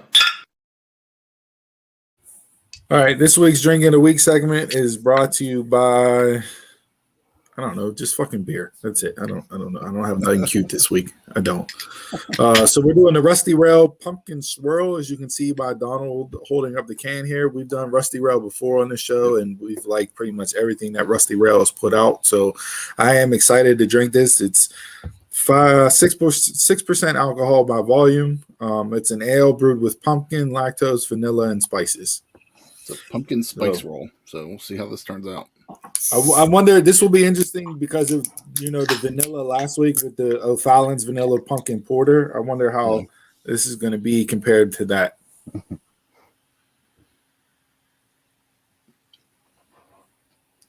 Smell wise is interesting. Not getting any pumpkin smell. Not getting any real pumpkin flavor either. No. I'm getting a little spice, but not a lot. No. This is a disappointment. To me, it's just drinking like a regular ale. Yeah. I'm not getting nothing. We had one a couple weeks ago. It was similar. I forget what that one was, but yeah, just a regular ale. Yeah, tiny bit of spice, but no, definitely nothing pumpkin. From just drinking a good ale standpoint, like I'll put it at like a 3.5. But given the name of it and what I was expecting coming in, I'll give it a 2. Yeah, 2 at best because the ale's not terrible. There's nothing wrong with the taste of it, but when your name is a pumpkin spice roll ale, you're not really getting a lot of the spices and heavy. It's very subtle. The pumpkin's not existent. Like maybe you're getting a little bit in the color, but yeah, 2 because it's a decent ale. Yeah, that's what I'll give it to. False advertisement on the flavor and all that stuff. It gets a 1.5. All right, that's it. Short and sweet this week for Rusty Rail. There's only one pumpkin beer in my life. First disappointing beer. Jason, of course, will put it at a 3. Don't even put his comment up. He doesn't even need to deserve to talk on this show anymore. You got to be kidding me. There's no way. He's the biggest He's troll on the drinkable internet. for him. And you don't even like anything pumpkin, but There is no way. All right, that's it. I'm not even doing the cheers this week because I'm not disappointed in this beer. So you can wrap it up and move into the next segment.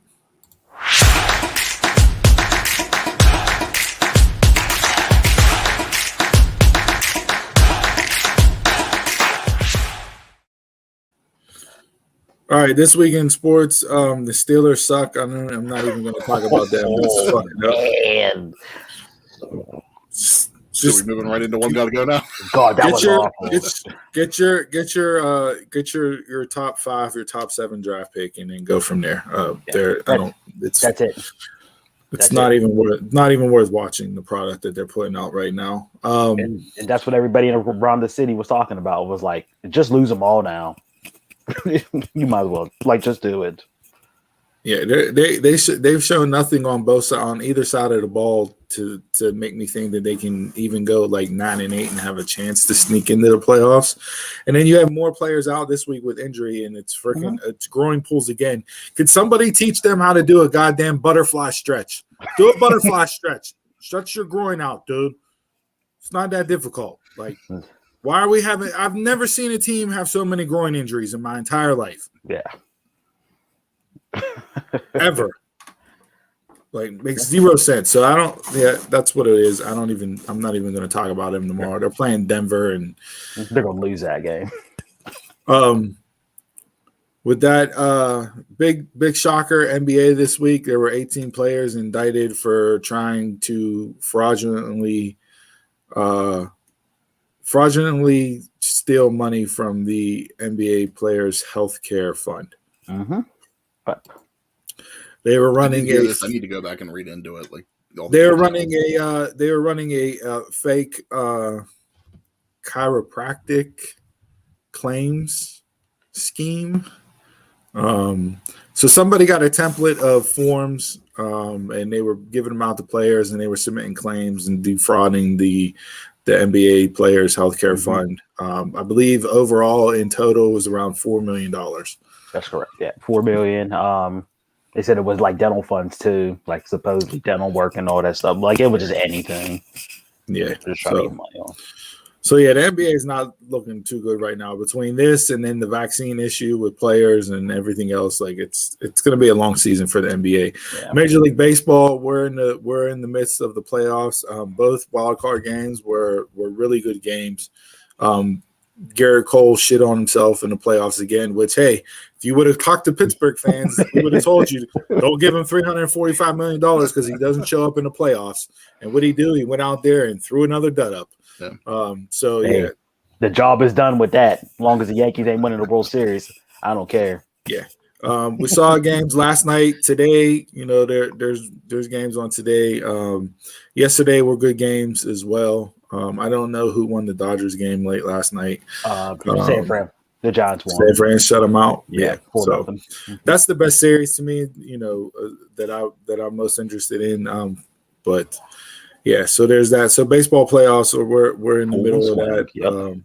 We'll predict the World Series winner once they get to the World Series. Other than that, I'm not worried about predicting baseball playoffs. So there's that. College football today, the big game, Penn State versus Iowa is on at 4. That's the big matchup, number 3 versus number 4. You have some other games on that are good this week from a matchup wise, but Penn State versus Iowa is the big one. So we'll go ahead and I want Iowa to win. I hate Penn State. Penn State can just, And Cincinnati won yesterday, so that's going to bump them up after this game is over with. Okay.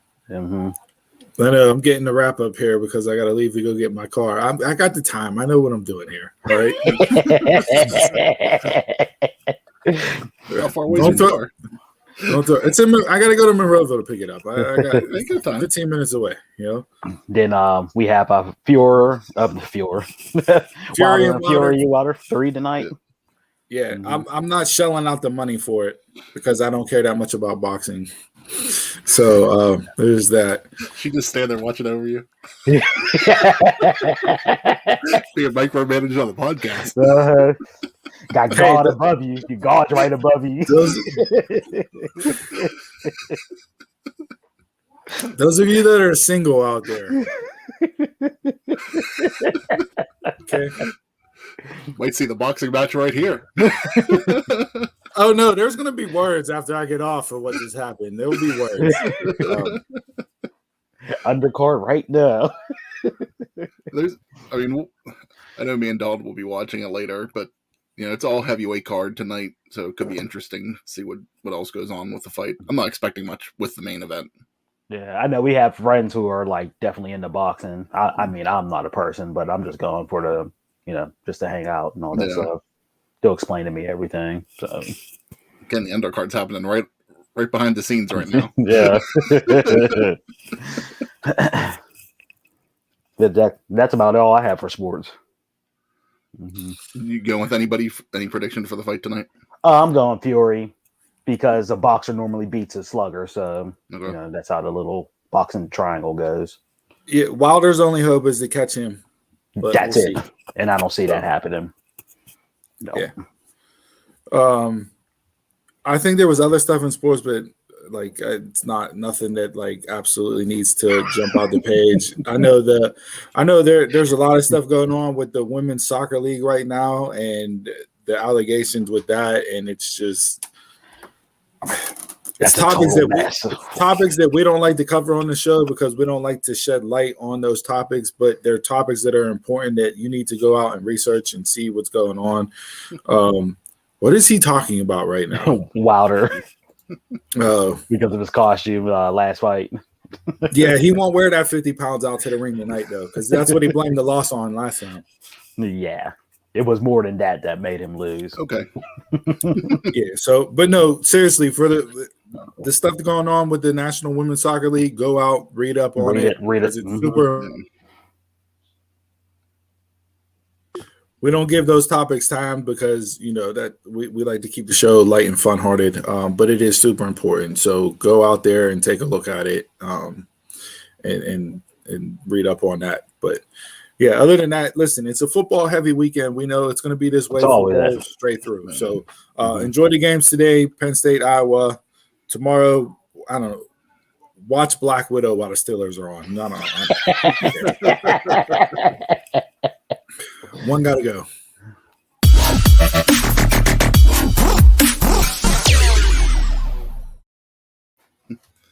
All right. Last week we had Steve's TV drama franchises. We had CSI and CIS, the Chicago franchise, and Law and Order. We discussed a couple weeks ago that we had the most votes for anything. You guys beat it this week. This week, tons of votes for everything, but knock out of the park, Chicago got to go. Y'all are slacking on Chicago Wednesdays on NBC. I'm telling you, all three of those are good shows, especially PD. Hank Voight is one of the best characters on television. And so is Sophia Bush.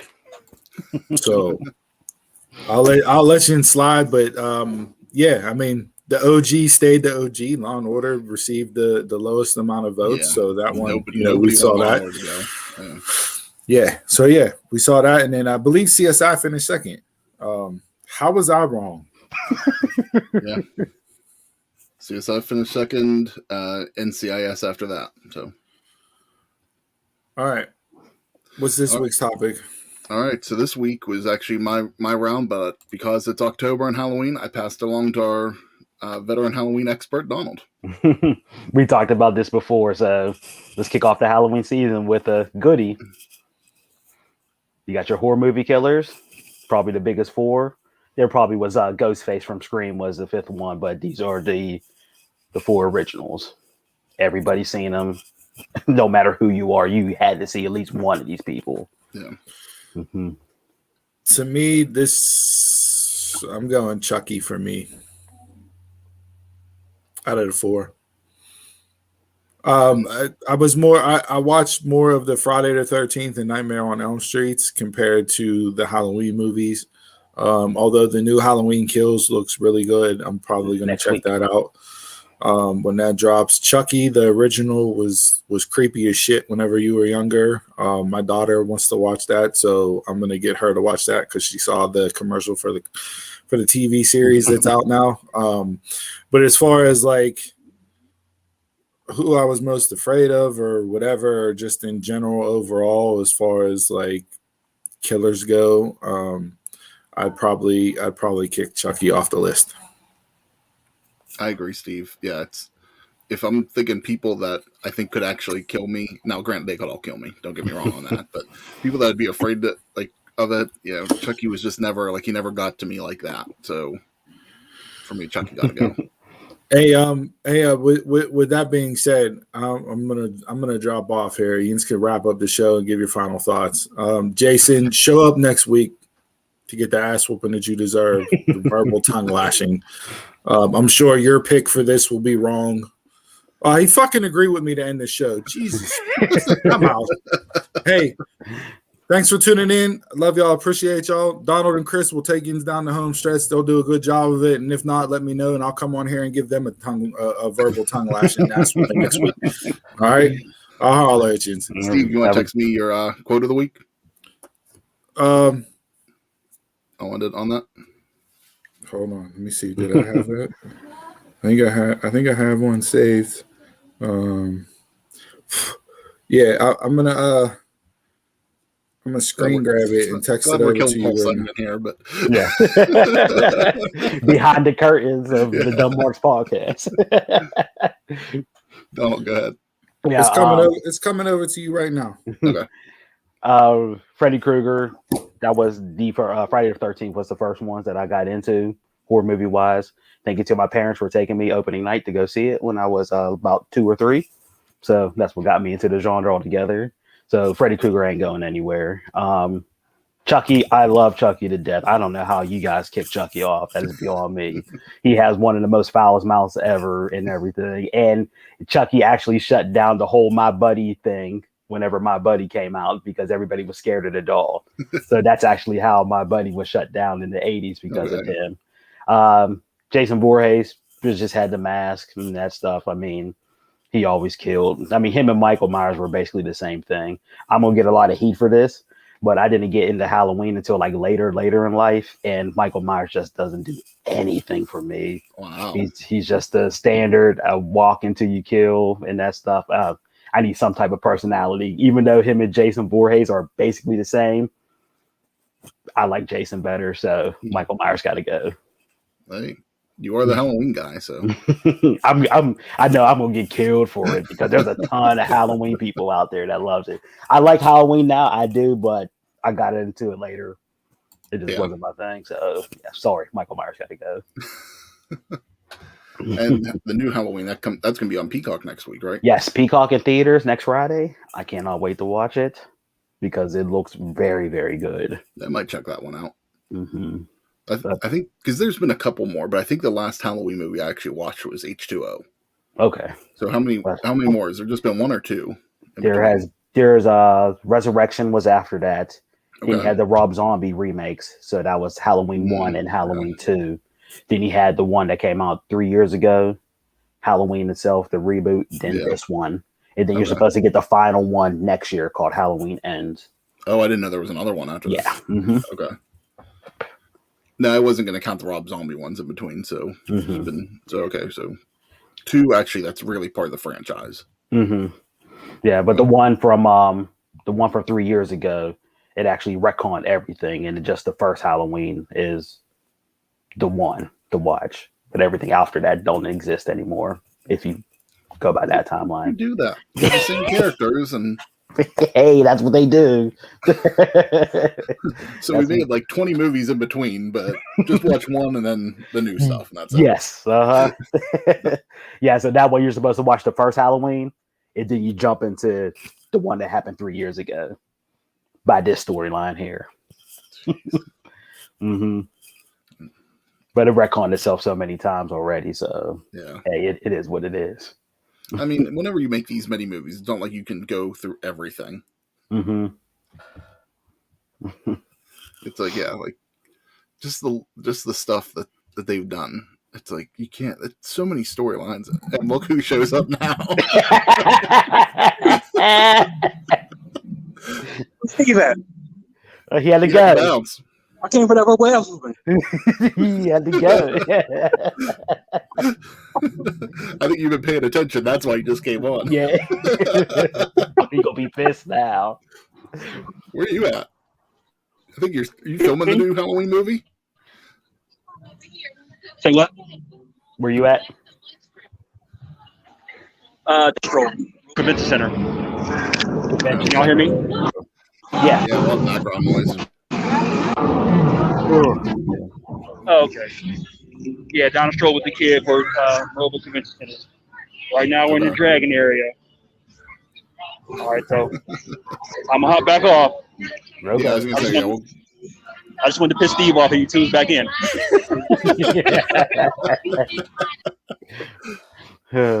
all right. I think that's perfect segue to final thoughts.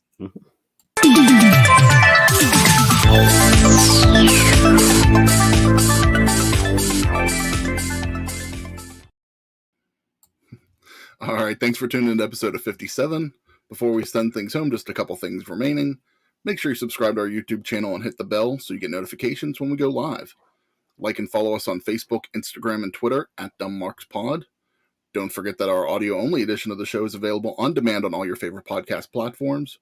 And make sure that you support the show by telling a friend about us and also purchasing our official merch at prowrestlingtees.com/DumbMarksPod. Donald, I don't have anything left for today. Is there anything that... Yeah, two things. What If ended on Wednesday. Okay. Marvel's What If. I wasn't a big catch up. fan at all with the last episode. I didn't like the way that they was taking things. I Overall, how understood. was it? Overall, the show was good. It was just that last episode I did not enjoy at all. I understood where they were going with it because of how the things Marvel's doing now with the multiverse. But me personally, I did not like it. And second, I did watch that Netflix special with the Undertaker's urn. And New Day. Yeah, I forgot the title. It is very good. I'm sorry, but if you have a chance, go ahead and play it because it's an interactive game. You're just like the New Day going into the Undertaker's mansion, trying to find the power to earn so they can build up their power of positivity. It is so funny. I mean, it is. I played through like a half hour, 40 minutes. Yeah, that's it. Like that. Okay. I played through all the Big E stuff, so I did all of his like his line. I need to go back and go through Kofi's and Xavier's line, but it is good. Okay. Yeah, it's good. So do you just follow one person, or are they still all together? Can't tell you. You got to play the story. Okay. Mm-hmm. Yeah. Mm-hmm. I'll check it out. Yeah, but that's all I had for final thoughts. Okay. All right. Before send it home, give you Steve's quote of the week. You got to understand the difference between someone who speaks to you on their free time and someone who frees their time to speak to you. It's a good one. Mm-hmm. All right. And with that, I'm a Mark, you're a Mark, tell a Mark. Until next time, you can catch us around the way.